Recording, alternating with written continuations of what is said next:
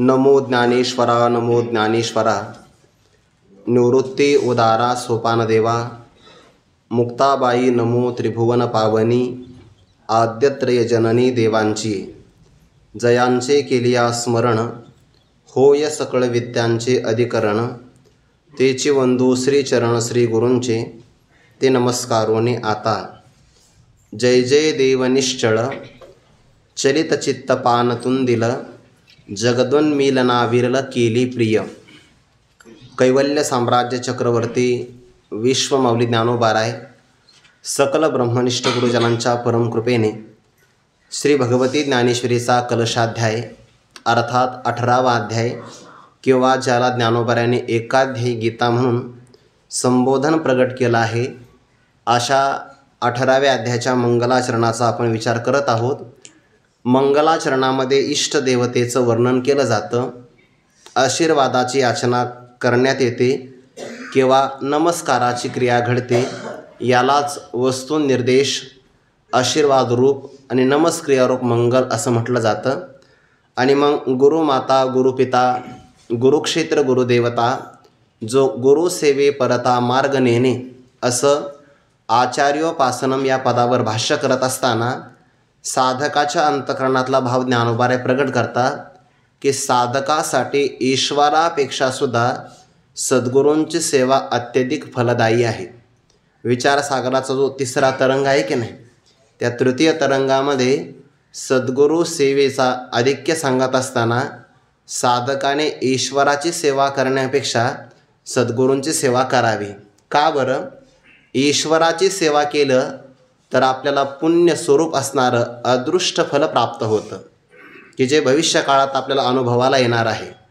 पण सद्गुरूंची सेवा केल्यानंतर जीव ब्रह्मैक्य ज्ञान प्राप्तीद्वारा याच जीवनामध्ये आपल्याला मोक्षही प्राप्त होतो आणि अदृष्ट असणारा आपल्याला पुण्यफल नावाचं फलही प्राप्त होतं. म्हणून 2-3 फल प्रदान करणारी सद्गुरू सेवा साधकाच्या करता ईश्वर सेवेपेक्षा सुद्धा अधिक आहे. तुका म्हणे देवा त्यांची केली पावे सेवा, असंच एक प्रमाण आहे तुकोबारायांचं. जर आपल्याला भगवान विष्णूची महापूजा करायची असेल तर 4 प्रकार सांगितले आहे. 4 प्रकार: स्वामी काज, गुरुभक्ती, पितृवचन, सेवापती, हेची विष्णूची महापूजा, अनुभव नाही दुजा. अनुभव शब्द नाही बरं तिथं, अनुभव नाही दुजा. त्यांच्यामध्ये द्वैतपणाचा वेगळा कोणताही भाव नाही असा अर्थ आहे तिथे. हेची विष्णूची महापूजा 4 प्रकार सांगितले. स्वामीचं कार्य करावं हे सेवकाची भगवान विष्णूची महापूजा आहे. गुरूंची भक्ती करावी ही शिष्याकरता विष्णूची महापूजा आहे. पित्यांचं वचन पाळावं, पितृवचन पाळावं ही त्या असणाऱ्या पुत्राकरता भगवान विष्णूची महापूजा आहे. किती मोठी पूजा आहे बरं! आपल्या संस्कृतीचा पितृदेवो भव ही जी संस्कृतीचा आपल्याला वेदाची आज्ञा आहे, त्या पाठीमागचा हा भाव आहे. एखाद्या पुत्राला असं वाटत असेल की मला संपूर्ण भारत देशातल्या ईश्वराची पूजा करायची आहे, करू नये, त्याने घरात असणाऱ्या आईवडिलांची सेवा करावी. मग पुंडलिकाचे भेटी परब्रह्म आलेगा. कारण आईवडिलांची सेवा करणं सकळ तीर्थांचे धुरे, जे एका माता पितरे तया सेवेशी किर शरीरे लोन कीजे. हे त्या पुत्राकरता विष्णूची महापूजा आहे. आणि त्यातलं एक शेवटचं पद आहे बघा, सेवापती. त्याचा थोडासा अन्वय करायचा, पतिसेवा. पातिव्रत्य धर्माचं पालन करणारी पतिव्रता माऊली, तिने काया वाचा मनाने पतीची सेवा करणं ही सेवाच तिच्याकरता भगवान महाविष्णूची पूजा आहे. महाभारतामध्ये असा विचार आला आहे की जे पतिव्रता माऊली आहे की नाही, तिने बाकीचे तीर्थयात्रा, व्रत वैकल्य, उपवास तापास नाही केले तरी चालतील, तिने फक्त पतीची सेवा करावी. पतीची या मता अनुसरोनी पतिव्रता अनायासे आत्महिता भेटेची ते.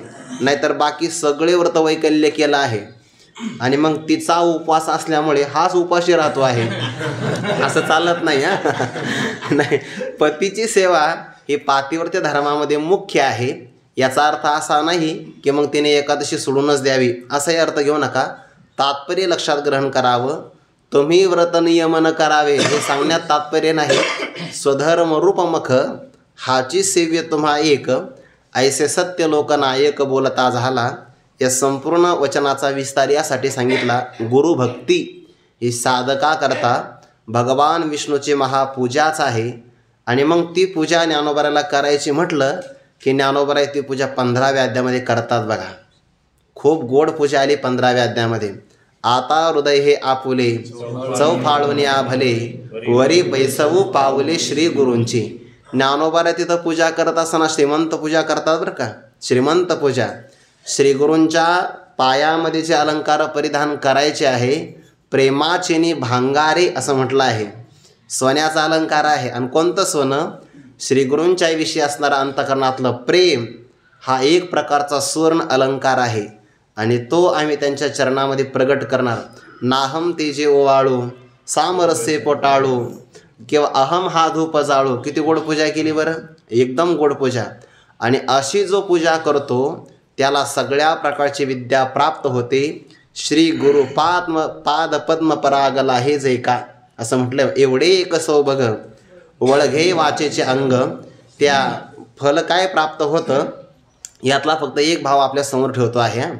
श्री गुरूंची जर अशी पूजा एखादा व्यक्ती करत असेल, गुरूंच्या विषयी त्याच्या अंतकरणात जर प्रेम गुरुभक्ती असेल, तर ज्ञानोबाराय म्हणतात जो परमात्मा वाणीला विषय होत नाही किंवा मनाच्या द्वारे ज्याचं चिंतन करता येत नाही, ठावो न पवता जयाचा मनेशी मुरडिले वाचा किंवा यतो वाचो निवर्तन्ते अप्राप्य मनसासह. म्हणजे जो परमात्मा मनाच्या चिंतनाचा विषय नसल्यामुळे जिथून मन माघारी फिरतं, आणि जो परमात्मा 4 वाणीपैकी एकाही वाणीचा विषय नाही म्हणून परेही परते बोलणे खुंटले वैखरी कैसेने सांगे, याकरता 4ही वाणी माघारी फिरतात. म्हणजे वाणीला जे मन वाचाती तचुदे स्वरूप म्हणून या माप भक्ती केली.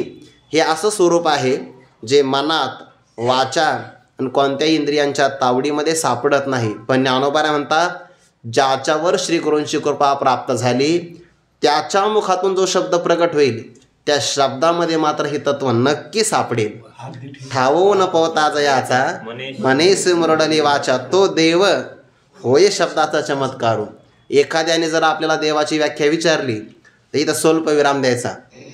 ठावो न पवता जयाचा मनेसी मुरडली वाचा, तो देव, हीच देवाची व्याख्या आहे. म्हणजे एखादा व्यक्ती म्हणजे आम्हाला देव का दिसत नाही, देवाची व्याख्या ही आहे. ज्या स्वरूपाला मन माघारी फिरतं, वाणी माघारी फिरत आहे, मनाची नखी न लगे, जेथ बुद्धीची दृष्टी न रिगे, ते इंद्रिया किर जोगे काय होईल. काय ज्यांचा आक्षेप आहे ना आम्हाला देव का दिसत नाही, विषय असा आहे परमात्मा दिसण्याचा विषयच नाही, मुळामध्ये तो अनुभवाचा सुद्धा विषय नाही. चांगला आहे बरं, म्हणजे अगदी थोडंसं धाडसाने बोलल्यासारखं होईल. पण विषय असा आहे की परमात्मा अनुभवण्याचा सुद्धा विषय नाही. का? तो अनुभव स्वरूप आहे. आणि जो अनुभव स्वरूप तत्व असते त्याचा अनुभव घेता येत नाही. पंचदशकाराने गोड उदाहरण दिलं आहे बघा. त्याकरता उदाहरण असं दिलं आहे, माधुर्य आदी स्वभाव ज्या पदार्थांचा आहे ते पदार्थ आपली मधुरता इतरांना देऊ शकतात, पण स्वतः करता त्यांना माधुर्याची अपेक्षा नाही, स्वतःकडूनही नाही आणि अन्यांकडून सुद्धा नाही. माधुर्य आदी स्वभावानां अन्यत्र अन्यत्र गुण अर्पिताम असं म्हटलं आहे. स्वस्मिन तदपेक्षा नास्ती नो चान्यदर्पकम. स्वतःला त्यांना ती अपेक्षा नाही आणि अन्य कोणी त्यांना माधुर्य प्रदान करू शकत नाही. तसा हा परमात्मा आहे, अन्य कोणी त्याचं प्रकाशन करू शकत नाही आणि तोही कोणाचं प्रकाशन नाही करत. का? त्याच्या वाचून दुसरा नाहीच कोणी, तर प्रकाशन करणार कोणाचं? ज्ञानोबाराय म्हणतात बघा, साक्षीही होऊ न ठके एरी गोठे कायसी.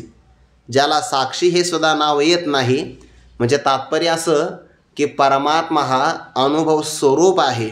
स्वयमेवानुभूतित्वात विद्यते नानुभव्यता ज्ञातृज्ञानांतराभावात अज्ञेयः न तु असत्तया. तो ज्ञानाचा विषय नाही म्हणून अज्ञेय आहे, नाहीतर मग तो जड आहे असा अर्थ नाही घ्यायचा. जड पदार्थ अज्ञेय असतात, वृत्ती ज्ञानाच्या द्वारे मग त्यांचं प्रकाशन केलं की ते ज्ञानाचे विषय झाल्यामुळे ज्ञेय ठरतात. पण परमात्मा तसा नाही. आणि मग 13व्या अध्यायात तर म्हटलंय, ज्ञेयम यत्तत् प्रवक्ष्यामि यज्ञात्वामृतमश्नुते, तिथला भाव वेगळा आहे. ज्ञेय ऐसे म्हणणे वस्तू ते येण्याची कारणे, जे ज्ञाने वाचुनी कवने उपायान्वये आत्मस्वरूपावर आलेलं अज्ञानाचं आवरण वृत्ती ज्ञानाशिवाय कोणत्याही उपायाने नष्ट केलं जात नाही, या अर्थाने उपचार केला आहे की तो ज्ञानाचा विषय आहे. नाहीतर वृत्तीज्ञान त्याचं प्रकाशन करेल हे म्हणणं म्हणजे काजव्यानं सूर्याचं प्रकाशन केल्यासारखं आहे. आणि असं मात्र होऊ शकत नाही. भाव असा की जो परमात्मा ज्ञानाचा विषय नाही तो ध्यानाचा विषय होईल कसा. मग काही लोकांचा आक्षेप आहे, आम्हाला देव दिसत का नाही. दिसतो आहे पण तुम्ही पाहत नाही. वास्तविक आहे, जो व्यक्ती प्रश्न विचारतो ना आम्हाला देव का दिसत नाही, विचारणारच देव आहे. विचारणारच देव आहे ना. देव आहे सुकाळ देशी, देव आहे सुकाळ देशी, अभाग्यासी दुर्भिक्ष. किंवा काल आपण ओवीचा विचार केलाच होता. तया स्वांतकरण जेता सकळ कामोपशांता, परमात्मा परोता दूर नाही. काही अंतकरणामध्ये प्रक्रिया घडावी लागते. सुभाषितकाराने म्हटलंय बघा, तिळामध्ये तेल नाही का, आहेच ना. दुधामध्ये तूप नाही का, आहेच. ऊसामध्ये साखर नाही का, आहे. पण ते मात्र पाहावी लागते तर प्राप्त होऊ शकते. मी बहुतेक काल भागवताचं चिंतन करत असताना ते वाचलंय बघा की त्या झाडाच्या असणाऱ्या संपूर्ण भागात रस आहे, पण तो रस फळात आला तरच घेता येतो. ऊसाच्या सर्वांगामध्ये साखर आहे, पण प्रक्रिया केल्याशिवाय ते प्राप्त होऊ शकत नाही. तसं वेदामध्ये सगळं सारच आहे, पण श्रीमद भागवत ऐकल्याशिवाय ते कळत नाही. असं ते उदाहरण त्यांनी गोड दिलं आहे.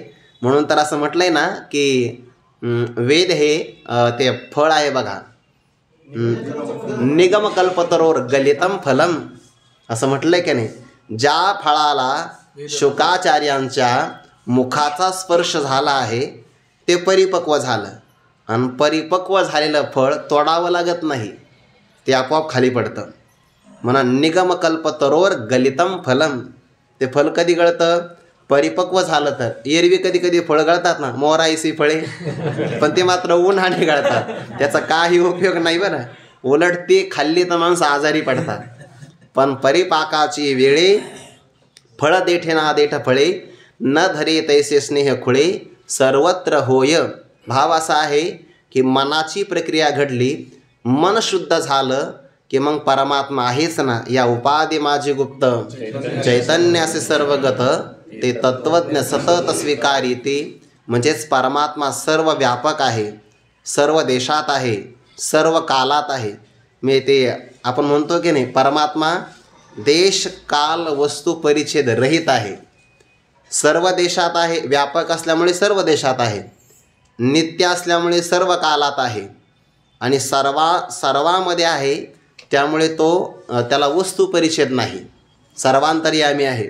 श्री गुरु चंद्रशेखर महाराजांनी ते एका वाक्यामध्ये खूप गोड सांगितलंय बघा. तो क्षणाक्षणात आहे, क्षणाक्षणात आहे म्हणून काल परिच्छेद नाही, नित्य आहे.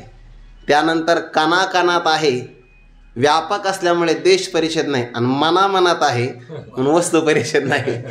कणाकणात, क्षणाक्षणात आणि मनामनात, म्हणजे व्यापक आहे म्हणून अनुभवाचा विषय नाही. आणि जो अनुभवाचा विषय नाही त्याला पाहण्याकरता अनुभव स्वरूपाचा आहे ना. म्हणून अवांग मनस गोचर जे तत्व आहे त्या तत्वालाही शब्दामध्ये सापडविता येतं. पण श्रीगुरूंची कृपा असेल तर ठावून पवता जयाचा मनी सिमुरडली वाचा, इथपासून आपण विस्तार केला होता. तो देव होय शब्दाचा चमत्कारू, पण कोणावर एवढे एक सौबघ वळघे वाचेचे अंग, श्री गुरु पादमराग पाद पद्म पराग, असा पण एक पाठ आहे. किंवा श्री गुरु पाद पद्म राग, दोन्ही अर्थ आहे. राग म्हणजेच प्रेम आणि पराग शब्दाचा अर्थ मकरंदकन, दोन्ही अर्थ घेऊ शकतो आपण. श्री गुरूंच्या चरण कमलाविषयी प्रीती किंवा श्री गुरूंच्या चरण कमलाचा पराग ज्याला प्राप्त झाला त्याला हे सगळे भाव प्राप्त होतात. आणि मग असा जो सत्शिष्य असतो तो आपल्या जीवनातून गुरूंची स्तुतीच करणार की नाही. जयाचे वक्त्र वाहे गुरुनामाचे मंत्र, गुरुवाक्या वाचून शास्त्र हाती न शिवे, यातूनच ज्ञानोबराय हे सगळं प्रकट करतात. किंबहुना श्रीनिवृत्ती ठेविला असो जय, किंबहुना श्रीनिवृत्ती ठेवील असो जय स्थिती, ते काय देव हाते वाचेची. हो, वाचेच्या हातावर देता येत नाही बरं. ते परमार्थातला जो व्यवहार आहे ना, तो एकतर वाणीच्या हातामध्ये द्यावा लागतो किंवा कानाच्या हातामध्ये द्यावा लागतो. 18व्या अध्यायामध्ये म्हटलंय बघा भगवान परमात्म्याने, आम्ही जैसे जया रीती ओगानिले कानाच्या हाती, ते तैसेची तुझ्या चित्ती पैठे गेले की. आम्ही हे तत्त्वज्ञान अर्जुना तुझ्या कानाच्या हातामध्ये दिलं होतं. मग सांग बरं, ज्या कानांच्या हातावर हे तत्त्वज्ञान दिलं ते मध्यंतरी सांडी विखुरी गेले की तुझ्या चित्तापर्यंत पोचलं. बऱ्याचदा होतं असं, आपण जर एखाद्या कार्यक्रमाला गेलो तर कोणीतरी त्या गावामध्ये आपल्या अगोदर एखादी व्यक्ती येऊन गेलेली असते आणि मग त्या गावातल्या त्या व्यक्तीचा काही ऋणानुबंध जडलेला असल्यामुळे ते लोक त्या महाराजांची आठवण म्हणून काही पदार्थ आपल्याकडे देतात की एवढे पोच करा. होतं की नाही असं? प्रामाणिक असेल तर गाठी न सोडता पोच करतो आणि एरवी मात्र ते पाहिलं जातं. काही नाही, मी सहज पाहिलं उघडून, झाकण दिलंय का नाही म्हणून. वा तसं तर काही झालं नाही ना.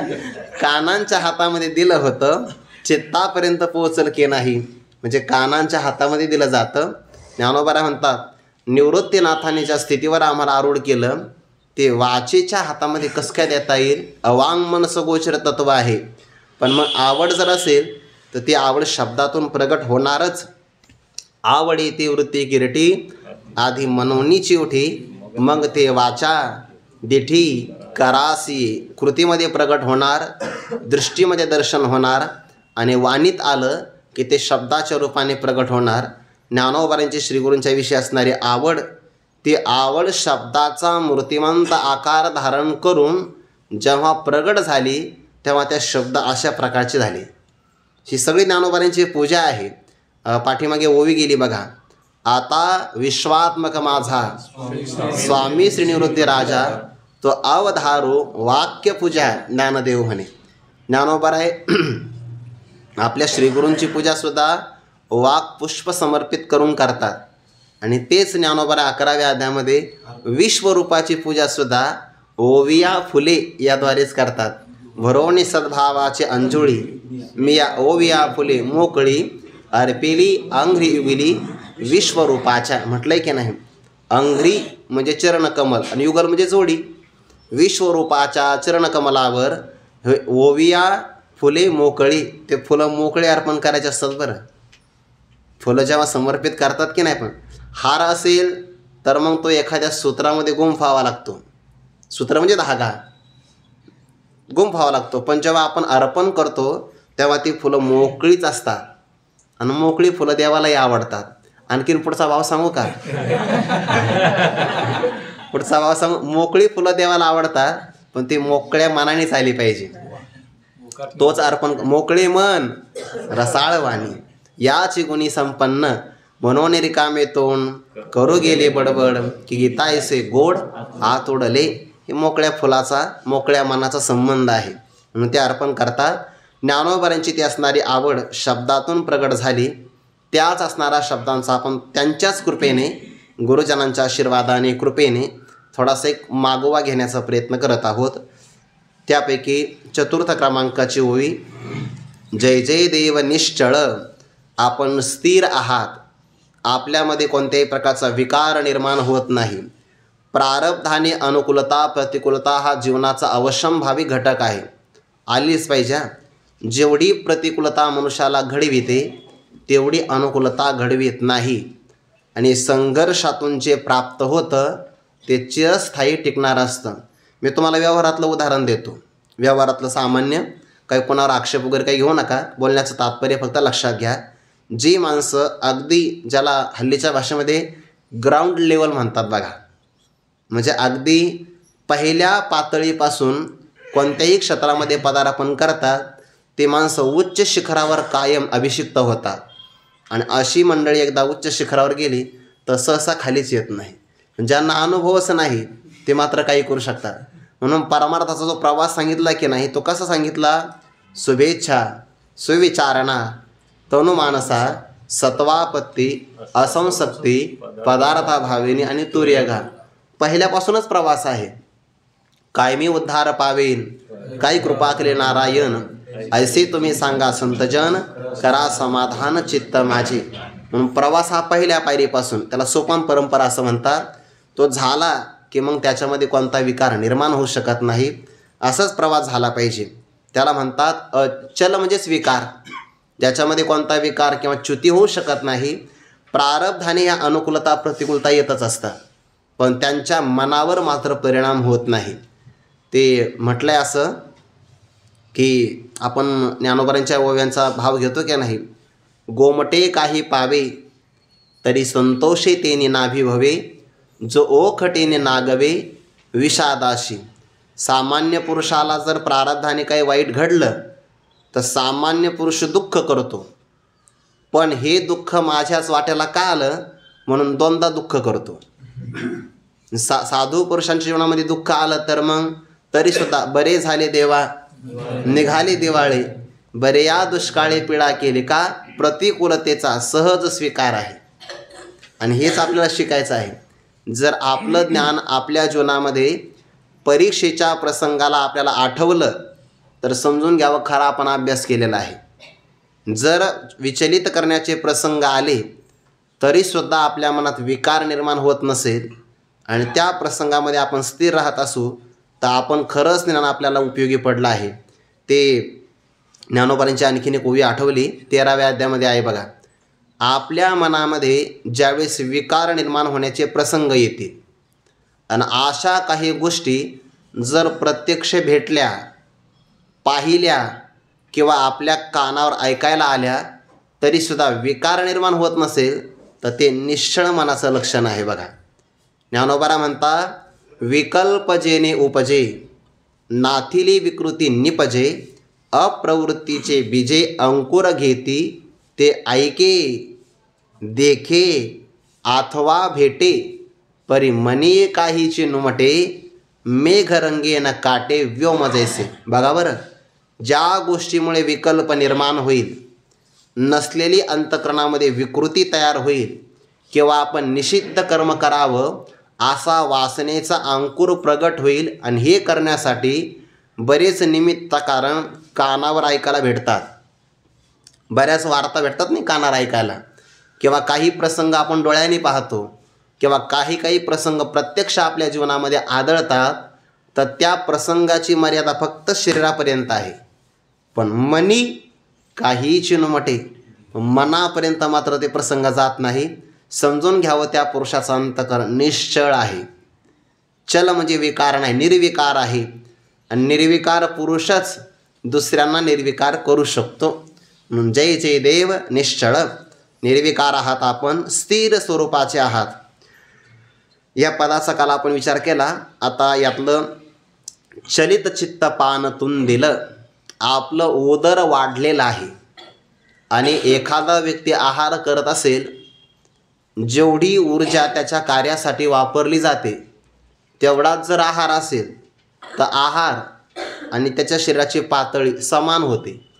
पण ऊर्जा वापरली जात नाही, फक्त रिचार्ज केली जाते म्हणजे फक्त भोजन केलं जातं. तर त्या असणाऱ्या अन्नाचा पदार्थाचा परिणाम होऊन त्याचं उदर वाढलं जातं किंवा त्याचं पोट वाढतं किंवा त्याची असणारी जीवनातली पुष्टी हे बाहेर प्रगट होते. सामान्य पुरुष आहार सेवन करतो आणि श्री गुरुसुद्धा आहार सेवन करतात. आहाराते स्वीकारी, त्याचे दोन अर्थ होतील बरं. या ओवीच्या नुसार श्री गुरूंचा आहार वेगळा आहे आणि प्रारब्ध प्राप्त असणारा आहार वेगळा आहे. हे प्रसंग खूप बिकट आहे. जेव्हा पहिल्यांदा नामदेवराय ज्ञानोबारायांकडे इथे आळंदीमध्ये आले की नाही, इथलं दारिद्र्य पाहिलं की नामदेवरायांना ते नाही सहन झालं. की ते पराकोटीचं दारिद्र्य होतं, पराकोटीचं. जयाचे द्वारी सोन्याचा पिंपळ हे खरं आहे, पण त्या सोन्याच्या पिंपळाची आसक्ती ज्ञानोबारांच्या अंतःकरणात कुठं आहे? त्यांना त्याहून काही घेणं देणं नाही. पण जेव्हा पाहिलं पाणी साठवण्याकरता भोपळा आहे, पाणी पिण्याकरता ते नारळाची नरोटी आहे, पात्र वगैरे कुठं काय असणार, अंगावर जीर्णशीर्ण झालेले वस्त्र आणि त्यालाही गाठीच मारलेल्या आहेत. खर्चण्याकरता काहीच नाही. जिथे गावात भिक्षा कोणी देत नाही तिथे वस्तू घरामध्ये संग्रहित करून ठेवण्याचा प्रसंग कसा येईल. म्हणून खाण्याचं दुर्भिक्ष आहे बाहेरून, पण आतमध्ये मात्र तेच ज्ञानोबा आहे. उदारतेनं शब्दाचे ताटं तयार करून आपल्यासाठी ब्रह्मरसाचं पक्वान्न वाढतात. हे असो तया बोलांची ताटे भली, वरी कैवल्य रसे उगरिली. हे प्रतिपत्ती मिया केली निष्कामाशी. ज्यांना जीवनामध्ये बिकट प्रसंग आले पण त्यांनी आपल्याकरता मात्र हे पक्वान्न तयार केलं. प्रारब्धाची प्रतिकूलताच आहे. गावामध्ये कोण मान देत आहे, पण एक प्रसंग आला आणि एका प्रसंगाला एका भाविक व्यक्तीने काही पदार्थ आणून दिले. म्हणजे गव्हाचं पीठ असेल, गूळ असेल, तूप असेल, तेल असेल, आणि मग ते सगळे पदार्थ आले. तर कधीच प्रवृत्तीवर न येणारे निवृत्तीनाथ महाराज मुक्ताईला म्हणतात, मुक्ताई हे सगळे पदार्थ आले, तुला मांडा तयार करता येईल का? म्हणे हो नक्कीच मला मांडा तयार करता येईल, पण ते जर मांडे भाजायचे असेल तर त्याकरता ते रांधणं असावं लागतं बरं.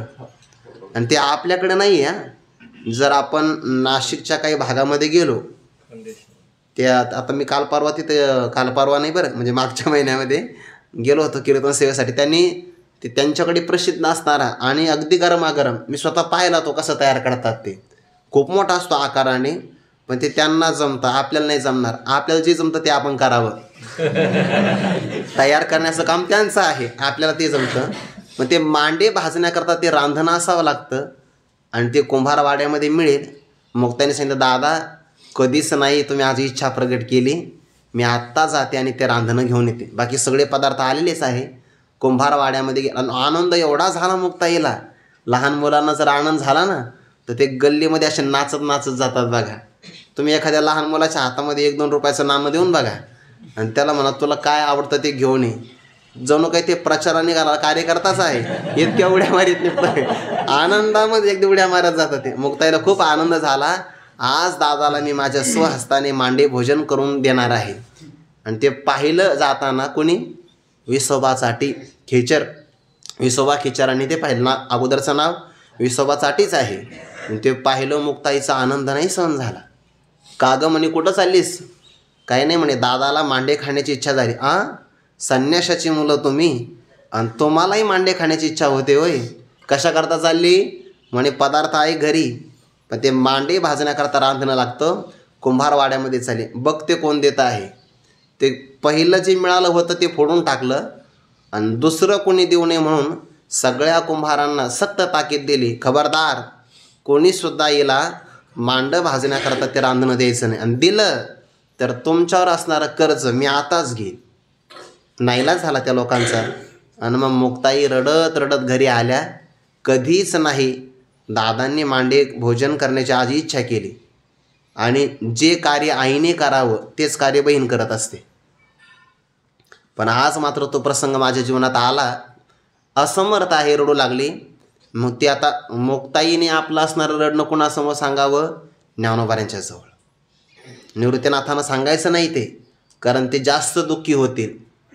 ते दुःख झालं ना त्यांना, मग त्या आपल्या दुःखामुळे ते जास्त दुःखी होतील, म्हणून त्यांना दुःख होणे याची काळजी मुक्ताईने घेतली.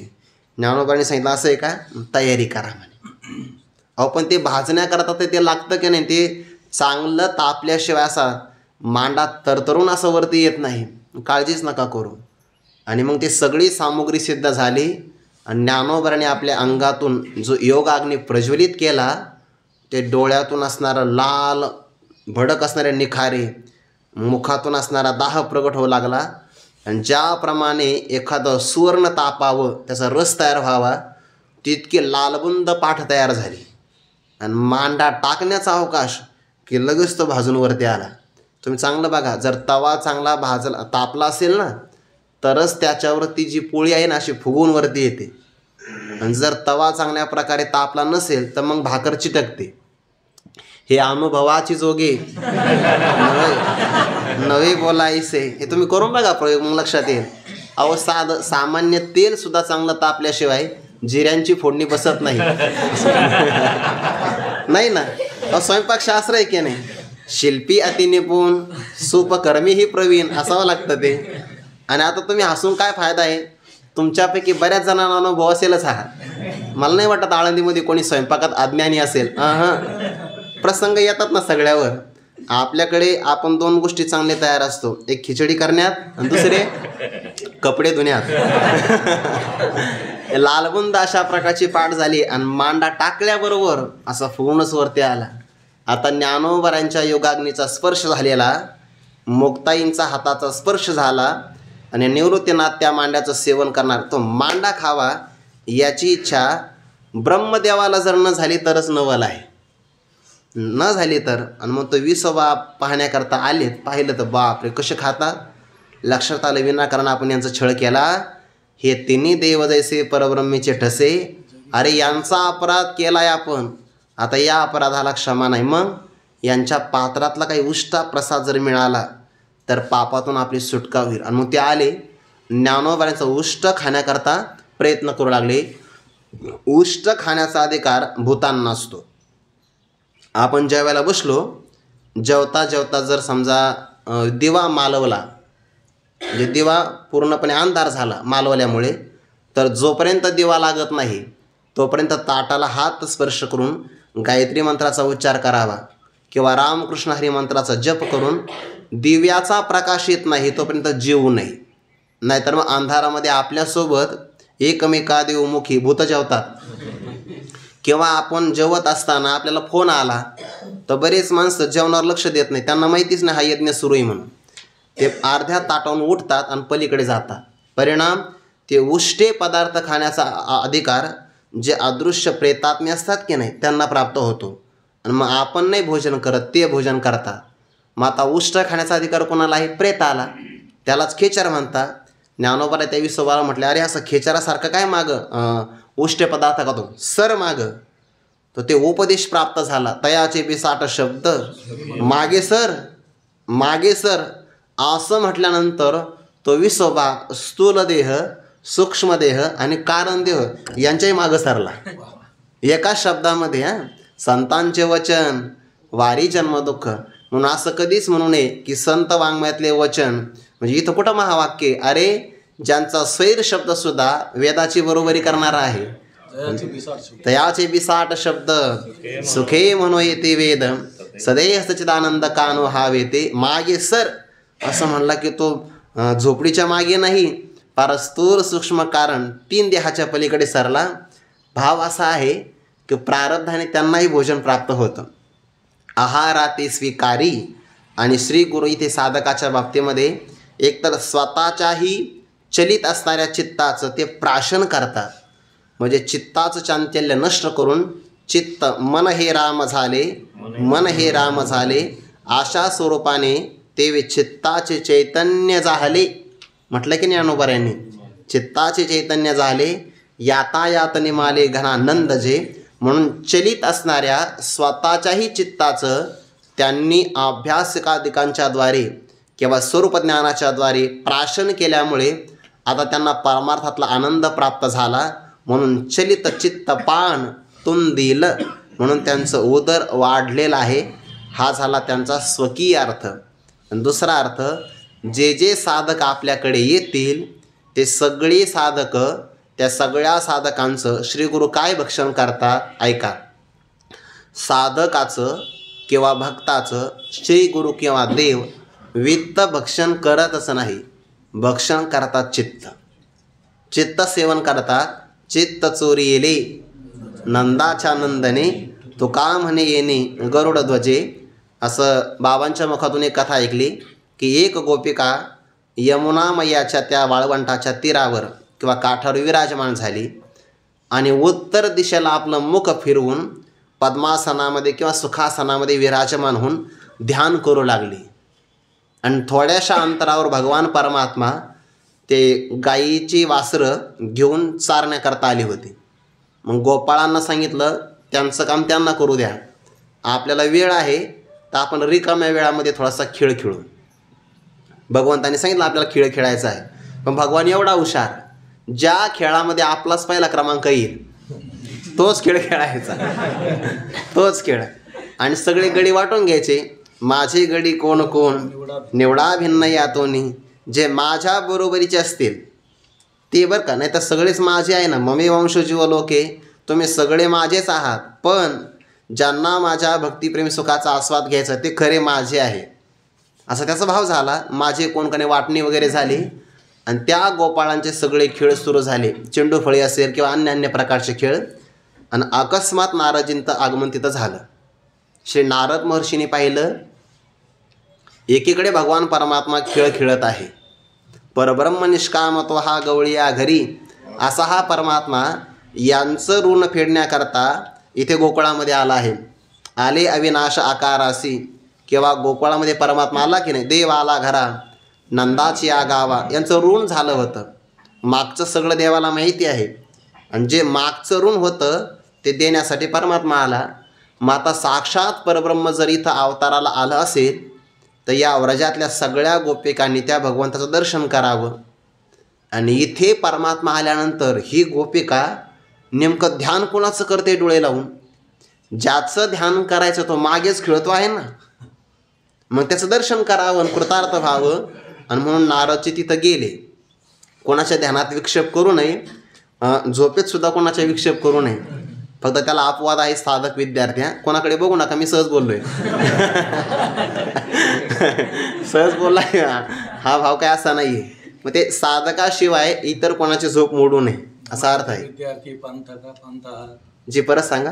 धनार्थी विद्यार्थी, धनार्थी विद्यार्थी, पंथः पंथाः, भयकातराः, भयकातराः. 7 लोकांना उठवलं तर पाप. 7 या लोकांना उठवलं तर कोणत्याही प्रकारचं पाप लागत नाही. सप्त सुषुप्तानि, हा, सप्त सुषुप्तानी, त्याच्यामध्ये पाप लागत नाही.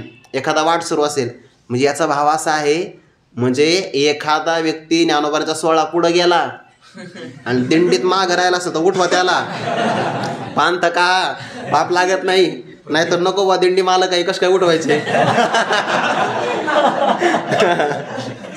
ते चालत असले पाहिजे असा अर्थ घ्यायचा. ते जर मागून येणार असेल गाडीत बसून तर मग अर्थ नाही. हे वाक्य असे अवघड आहे. तर ते कशा करता सांगतोय पण मी हे, हा नाही भाव दुसरा आहे त्याचा. हा गवळणी, मग ध्यान करावं, कृतार्थ व्हावं. आणि इथं येऊन ही ध्यान करते आहे. नारदजीने तिला मात्र जाग केलं आणि सांगितलं, अगं तो ज्याचं ध्यान करते आहे ना तो मागेच फिरला आहे. म्हणजे कोण? कन्हैया. नाव घेऊ नका त्याचं. का? तो चित्तात आला आहे आणि तो चित्तात आल्यामुळे मला कोणत्याही प्रकारचं काम सुचत नाही. तो मन हे गोविंदी, देह काम करी व बाकीच्या करतात. पण माझी मात्र अशी अवस्था आहे, तो माझ्या चित्तात आल्यामुळे मला घरचं कोणतंही कामधाम सुचत नाही. त्यामुळे जो चित्तात आलाय त्याला मी बाहेर काढण्याचा प्रयत्न करते.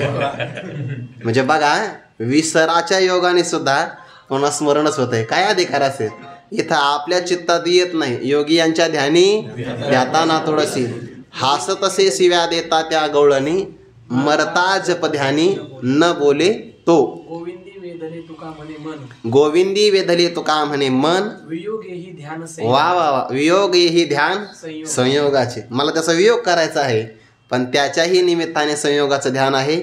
नारदाने त्याला नमस्कार केला आणि सांगितलं, जेव्हा आपला ग्रंथ तयार होईल तेव्हा यथाव्रज गोपिकानाम, असंच उदाहरण राहील. म्हणजे साधकाचं असेल किंवा कोणाचंही असेल, परमात्मा चित्त आकृष्ट करतो. जसं परमात्मा चित्त चोरी येले किंवा घर पाहून एकांताचे, नवविधान नवनीताचे, तसे श्री गुरुसुद्धा साधकाचं चलित असणारं चित्त त्याचा रस पान करतात. वा भोजना मागती तुप पावशर. अंतकरण चतुष्टय आहे की नाही, मन बुद्धी चित्त अहंकार, त्यापैकी 1 किलो तूप, त्याच्यामध्ये 4 भाग होतात. तसं एक अंतकरण म्हणजे 1 किलो तूप आहे आणि त्यातलं पावशरच मागितलं म्हणजे भोजना मागती चित्त नावाचं 1 भाग तेवढाच मागितला. पण तो कोबारा म्हणतो मला तेवढाही देता नाही आला. भोजना मागती तो पावशर, पडिला विसर स्वप्ना माझी, काय कळे उपजला अंतराय, म्हणून या काय त्वरा झाली. गुरुवर्य मारुती बाबा उदाहरण सांगत असतात. काय तुकोबारांचा अधिकार असेल? काय अधिकार असेल? स्वप्नात उपदेश फलीभूत झाला बघा, असं बाबांचं वाक्य असतं. जोगमार सप्त्यामध्ये आपल्याला ऐकायला भेटतं बघा. ते बाबांचे वाक्य ठरलेलं आहे. काय तुकोबारांचा अधिकार असेल? स्वप्नात उपदेश, मानी गेला स्वप्नी गुरुचा उपदेश, स्वप्नात फलीभूत झाला बघा. म्हणून स्वप्न जरी आपण मिथ्या म्हणत असेल पण खरं आहे जागृती आणि स्वप्न एक अर्थीच आहे, एकच अर्थ आहे. उलट असा आहे जागृतीला तरी देशकाल नाही आहे, स्वप्नाला देशकाल तरी सांगितलेला आहे. म्हणून स्वप्न बऱ्याच प्रमाणात चांगलं आहे, जागृती त्याही प्रमाणात नाही ना, देशकालच सांगितला नाही. पण जागृतीतला व्यवहार आपण सत्य म्हणून चालवितो आणि स्वप्नातला मात्र खोटा म्हणतो. असू द्या, दोन्ही पण खोटेच आहे. पण उपदेश मात्र असा आहे की खोट्याला घालवण्यासाठी उपदेश खोटाच लागतो की नाही. समान सत्तेमध्ये साधक बाधक व्यवहार घडत असतो. हे स्वप्न घालवायचं असेल तर तेच स्वप्न लागतं, असा त्याचा अर्थ झाला उपदेश. पण ज्या चलित असणाऱ्या चित्ताचं रसपान ते करतात, सेवन करतात. मग आता हे चित्त कसं असावं लागेल, या चित्ताच्या बाबतीमध्ये इदंतु ते गुह्यतमं प्रवक्ष्यामि अनसूयवे.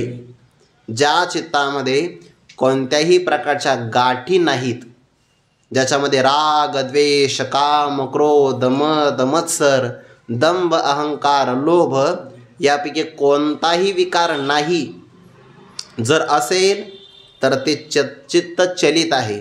म्हणून आहे ना आपण समर्पण करावं. बऱ्याचदा काय होतं माहिती आहे का, परमार्थामध्ये आपण प्रवास करतो पण चित्ताला स्थिर करत असताना आपला जीव कासावीस होऊन जातो. बऱ्याचदा एवढं असं वाटतं की नकोच ही साधना करायला, द्या सगळं सोडून असं वाटतं. या प्रसंगाला आपण इतके व्यथित होतो, त्या प्रसंगाला एक शरणागती करावी. शरणागती कशी करावी, जेही काही असेल ते परमात्म्याला समर्पण करावं. भगवंताने म्हटले बघा, तया अहम वाचा चित्त अंग देवनिया शरणरिग.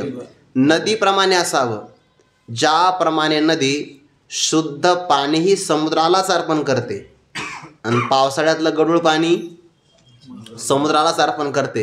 हे मानसशास्त्र आहे बरं. जर आपण आपलं शुद्ध चित्त देवाला अर्पण केलं तर चांगलंच आहे. पण प्रभूला जर आपण प्रार्थना केली, प्रभू हे चित्त चंचल आहे, हे माझ्या ताब्यात नाही, हे थांबत नाही, पण असंही चंचल चित्त असेल तर ते सुद्धा मी तुलाच अर्पण करतो. आपल्या चित्ताचं बरंच ओझं कमी होतं. आहे ते सगळं कृष्णाशी अर्पण न करिता मन दुजे भावी. जे आहे ते सगळं देवाला अर्पण करावं. सगळं चंचलही असेल तरी देवालाच अर्पण करावं. बऱ्याच अंशामध्ये आपल्या मनाचं ओझं कमी होतं बघा. बऱ्याच अंशामध्ये समर्पण त्यालाच म्हणतात की ज्यामध्ये आपण आपल्याकडे घ्यायचं नाही. नाहीतर स्वसामर्थ्याने जर आपण चित्ताला ताब्यात घेण्याचा प्रयत्न केला तर मग आपल्याला श्रमच होतात. अशा प्रसंगाला संत आपल्याला मदत करतात. भागली या मज वाहतील कडे. चित्तही त्यांना अर्पण करावं. त्या विचारसागराच्या तिसऱ्याच तरंगामध्ये चित्त अर्पण करण्याचा प्रकार आला आहे बघा. सामान्य पुरुषाची ईश्वरावर फार श्रद्धा असते का, परमात्मा आपलं कल्याण करणार आहे. जशी त्याची श्रद्धा असे ध्यान करतो तसं श्रीगुरूच माझं उपास्य दैवत आहे, तोही आपलं ध्यानाच्या द्वारे चित्त अर्पणच करतो. परमार्थ काल आपण विचार केला होता, सोपाही आहे आणि कठीणही आहे. जर चंचल चित्त असेल तर मग कठीण आहे, आणि जर चित्त आपल्या ताब्यात असेल तया स्वांतकरण जेता सकळ कामोपशांता, मग परमात्मा परोता दूर नाही. वास्तविक सगळ्यांचं स्वरूपच आहे, पण ज्याची अश्रद्धा असते त्याला जवळची वस्तूसुद्धा मिळत नाही. ज्ञानोबा त्याकरिता उदाहरण देतात, एखादा व्यक्ती जर दरिद्री असेल आणि जर तो निधानाच्या ठेव्यावर जरी बसला असेल तर तिथे त्याला तो ठेवा मिळत नाही, तिथं बसून तो उपवास करतो. बैसवनी उपवास करी का दरिद्रीजी. किंवा सरोवरामध्ये कमळ आहे, सरोवरात कमळ आहे, पण तिथं जवळ असताना सुद्धा तो बेडूक चिखल आनंदाने खातो, परागकणाचं सेवन करत नाही. का कमलकंदा आणि दरदुरी नांदणूक एकेची घरी, पराग सेविजे भ्रमरी एरा चिखलोची वरी. ना तरी निदेवाच्या परिवरी, लोह्या रुतल्या हाती सहस्रवरी, परितेत बैसन उपवास करी का दरिद्रीची. सिद्धांत काय आहे तैसा, हृदयामध्ये मी रामू असता सर्व सुखाचा आरामू, की भ्रांतासी कामू विषयावरी. हृदयामध्ये योगी पुरुष रममान होतात, ते स्वरूप हृदयात आहे. सर्व सुखाचं विश्रांती ठिकाण मी आहे. विचारसागरामध्ये त्या सुखाचे प्रकार केले बघा. मानुषानंदापासून प्रारंभ केला आणि ब्रह्मदेवाच्या आनंदापर्यंत गेले. तर या सगळ्या सुखाचा विश्रांती ठिकाण कोण असेल तर ते आपलं आत्मस्वरूप आहे. म्हणजे किंबहुना किंबहुना सोये जीवात्मयाचे लाहे ते तजे होय तया नाम सुख सकळ जीवांचा विसावा. सर्व सुखाचे आगर तो परमात्मा हृदयात आहे. पण असं असताना सुद्धा जो भ्रांत आहे तो आत नाही पाहत. विषयावरी कामू तो बहिर्मुख आहे आणि बहिर्मुख आहे म्हणून चंचल आहे. मग चंचल चित्ताचा जर असेल तर त्याला आतला आनंद मिळत नाही. आणि आतला आनंद जर मिळवायचा असेल तर त्याला चित्त अंतर्मुख व्हावं लागतं. दृश्यते त्वग्रया बुद्ध्या सूक्ष्मया सूक्ष्मदर्शिभिः हे त्याला प्राप्त होऊ शकतं. अहम ममतीची लवड सवडी मातेन पवतीची बापुडी मनोनी जन्म मरणाची दुथडी डहुळी ते ठेली ते मात्र असेच फिरत राहतात. परमात्मा सोपाही आहे पण जर अंतःकरण जिंकलं असेल सगळ्या कामना शांत झाला असेल तर परमात्मा त्याच्यापेक्षा वेगळा नाही आणि दूरही नाही. ज्ञानोबा म्हणतात बघा, एखादा व्यक्ती जर भ्रम पावला त्याला आणि जर तो भ्रमिष्ठ झाला तर बाजारात जातो आणि लोकाला म्हणतो बघा ना, म्हणजे पायातला माझ्या अंगठ्यातला धागा गेलाय, माझी चोरी झाली का कवो नव्हे का भ्रमलेपणे मी तो नव्हे का. तो नव्हे म्हणजे जो घरातून निघाला होता तो नव्हे, मी तो गा नव्हे. जो घरातून निघाला होता तो नाही बरं, एवढाच अर्थ नका घेऊ. घरातून निघाल्याला जो मी, ज्या मला माझ्या बायकोने पायात धागा बांधला होता तो मी नव्हे, मी तो नव्हे का चोरवलो म्हणे. ऐसा नाथीला छंद अंत करणे घेऊन ठाके. वास्तविक ज्या अर्थी मी चोरलं असं म्हणतो त्या अर्थी तो साक्षात विद्यमान आहे. पण भ्रमामुळे मी नव्हे असं त्याने म्हणावं. एरवी होय ते तोच आहे परी काय की जे बुद्धी तैसे नहे देखा स्वप्नीची नि घाये की मरेसाचे. तसा हा परमात्माच आहे, परमात्माची परी दुसरा. पण चंचल चित्तामुळे मी मात्र देह आहे असं म्हणतो. म्हणून याचं चित्त प्राशन केलं की हा परमात्माच आहे. परमात्मा संचला आधीची आहे. हा तोची परमात्मा संचला तैसा देहांकार नाथेला हा समूळ जयाचा नाशिला तोची परमात्मा संचला आधीचे आहे. भ्रम फक्त निवृत्ती करायची आहे. तैसे संकल्पोनी काढिले जयाचे चित्त चैतन्य झाले तेने एकदेशीय परे व्यापिले लोकत्रय. संकल्प विकल्प करणारा जे मन चंचल आहे त्याचं फक्त चांचल्य गेलं. वाया मन हे नाव एरवी कल्पनाचे सावे जयाचे निसंगी जीव दशा वस्तू. किरळाचा दोष जाय. हा जैसा किडाळाचा दोष आहे तरी पंधरी तिची होय तैसे जीवा वा. ब्रह्मत्व आहे संकल्प लोपी. संकल्प म्हणजे चंचल चित्त आहे आणि त्या संकल्पाचा लोप झाला की जीवाला ब्रह्म करायची गरज नाही, तो ब्रह्मच आहे. आणि म्हणून अशा असणाऱ्या साधकाचं श्री गुरु चंचल असणारं चित्त प्राशन करतात. एवढं सोपं आहे का. भगवंताला म्हटलंय भक्तराज अर्जुनानी, प्रभू तुम्ही आमच्या कल्याणाकरता सांगता हे खरं आहे पण काय करावं तुम्ही सांगा की रामूची आकनवा परी न पुरोची स्वभावा मनाची. कोणी म्हणावं हे साक्षात भगवान परमात्मा ज्यांच्या रथाचं सारथ्य कर्म करत आहे. आपण म्हणू वा वा वा मन मग खरंच चंचल आहे, मग करायचीच नाही साधना असा अर्थ नाही. भक्तराज अर्जुनाने आपलं प्रातिनिधिक स्वरूपाने तो प्रश्न विचारलेला आहे. नाहीतर त्यांचं चित्त स्थिरच आहे की नाही. नाहीतर भगवान म्हटले नसते या लागी सुमन आणि शुद्धमती जो अनिंदक अनन्य गती पैका गौप्य ही परिदया प्रती चावळीचे सुखे. तो प्रश्न आपल्याकरता विचारला आहे. तुम्ही सांगता आम्हाला योग, पण योग करायचा योग तेव्हाच येईल जेव्हा मन आपलं योग्य असेल. चंचल आहे की नाही हे. चंचलम हि मन कृष्ण प्रमाती बलवदृढम तस्याहम निग्रहम मन्ये वायोरिव सुदुष्करम. त्याचा निग्रह करणं म्हणजे वायूची गाठ बांधण्यासारखं आहे, इतकं कठीण आहे. मन कैसे केवडे पाहू म्हण तरी न सापडे एरवी राहटावया थोडे त्रैलोक्य या. आपण जेवढं मन स्थिर करण्याचा प्रयत्न करतो ना तेवढं मन चंचल जास्त होतं. लहान मुलाला आपण जेवढं म्हणू शांत बस तेवढं तेवढ्या मारतं, त्याला काही मानायचंच नाही, त्याला त्याच्या मनाप्रमाणे खेळू द्यायचं. याचा अर्थ स्वैर मन ठेवायचा असा अर्थ नाही बरं. मनाचा असणारा निग्रह दोन पद्धतीनं करता येतो आणि भगवंतांनी उत्तर दिलं आहे बघा. असंशयम महाबाहो मनोदुर्निग्रहम चलम. पण थांबले बघा. अभ्यासेन तो कोणतेय वैराग्येन च गृह्यते. अभ्यास वैराग्याभ्यांतन निरोधः योगसूत्र आहे. अभ्यास आणि वैराग्याच्या द्वारे या मनाला मात्र स्थिर करता येतं. मनाचा निग्रह करत असताना दोन प्रकार आहे.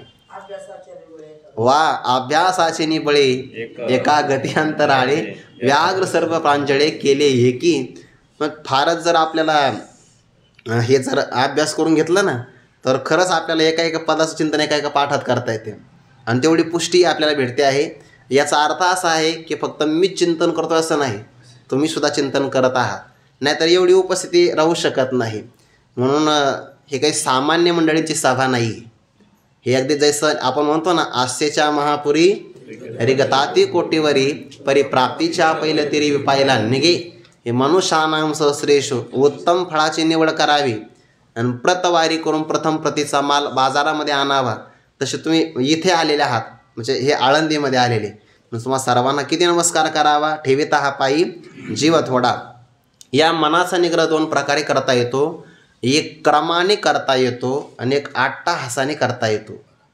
अट्टाहासाने मनाचा निग्रह कठीण आहे आणि क्रमाक्रमाने करणं मात्र सोपं आहे. पण तो क्रम भगवंतांनी सांगितला. तरी गा ऐसे करी ये आठा पहारा माझारी मोठके निमिषभरी दे तो जाई. म्हणून साधनाचा प्रारंभ असा असावा. बरं, साधनेचा प्रारंभच असा आहे, एकदमच आज माळ घातली आणि उद्या पांडुरंग कधी येईल, एवढं सोपं आहे का ते? हळूहळू ढाळे ढाळे के तुलेने एके वेळे मार्गाची निबळे. पण आश्वासन किती मोठं आहे, निश्चित ठाकी. फक्त मार्ग चांगला पाहिजे आणि तो मार्ग बळे. मार्गाची नि बळे, त्याचं बळ असावं लागतं की नाही? मार्गाचं बळ नाही तर मग आळशी आहे, मार्गावर चालतच नाही तर चालणार नाही. आस्तीच्या वाटा लागला इंद्रिय ग्रामोने निघाला, आस्तीच्या वाटा लागला आत्मसिद्धीच्या पुढेला नगरा या वया. अभ्यासाने सगळं शक्य होतं. तुकोबारांचा अभंग आहे बघा. हा, दोरी चिरा कापे पडेला काचनी, अभ्यास सेवनी विष पडे. विष पडे असंच आहे. हा, कारण असाध्य ते साध्य करिता सायास, कारण अभ्यास तुका म्हणे. अभ्यासाने साध्य होईल असं कठीण काहीच नाही. तरी काहीसे करी, पण तो अभ्यास कसा असतो, जे वारंवार उत्साहपूर्वक गोष्ट केली जाते की नाही. चांगला आहे का बरं? चित्ताच्या निग्रहाकरता चित्ताच्या द्वारे उत्साहपूर्वक यम आणि नियम यांचं अनुष्ठान केलं जातं, त्याला म्हणतात अभ्यास. या अभ्यासाची व्याख्या योगसूत्रामध्ये आलेली आहे.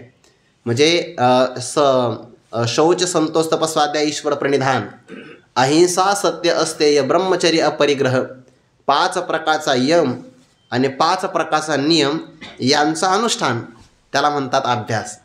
आणि त्या अभ्यासाचं बळ जर असेल आणि वैराग्य असेल, थोडा विस्तार त्याचा करावा लागेल. योग वासिष्ठामध्ये 4 प्रकार आले बघा क्रमाने मनाचा निग्रह करण्यासाठी. या श्लोकावरच आला आहे मधुसूदनी टीकेमध्ये. अध्यात्म विद्यादिगमः साधु संगम एवच वासना संपरित्यागः प्राणस्पंद निरोधनम. या 4 गोष्टी मनाचा निग्रह करण्यासाठी. त्याचा विस्तार आपल्याला उद्या करायचा आहे, आज नाही करता येणार, तेवढा होणार नाही आता. कारण आता ते पद फार महत्त्वाचं ना, चलित चित्त पानातून दिलं. मग अभ्यासाने सहज शक्य होऊ शकतं. त्या अभ्यासाच्या बाबतीमध्ये असं आहे की नाही, तो दोरा असतो की नाही. आता हे बघायला नाही भेटत. जुन्या काळामध्ये मी स्वतः ते पाहिलं आहे. जेव्हा आपण विहिरीवरून पाणी आणायचो ना घरी, ते पाणी शिंदून आणावं लागायचं आणि मग पोहरा, त्याला असणारा धागा, दोर असायचा.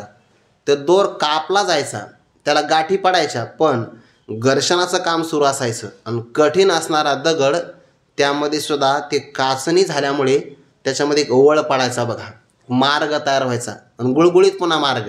का? कारण त्याने तो अभ्यास केला. हा, 1000 वेळा आपले तुकडे होईल, पण दोरी चिरा कापे पडेला काचणी, अभ्यास सेवनी विष पडे. पण अभ्यास मात्र सोडणारा नाही. मग आता तो अभ्यास क्रमाक्रमाने कसा करावा, चलित चित्ताचं पान रस श्री गुरु कसं करतात, तो विचार आपण आज नाही उद्या करू. पुंडलिक वरदारी विठ्ठल श्री ज्ञानदेव तुकाराम माऊली ज्ञानेश्वर महाराज की जय. जगद्गुरु तुकाराम महाराज की जय. जोग महाराज की जय.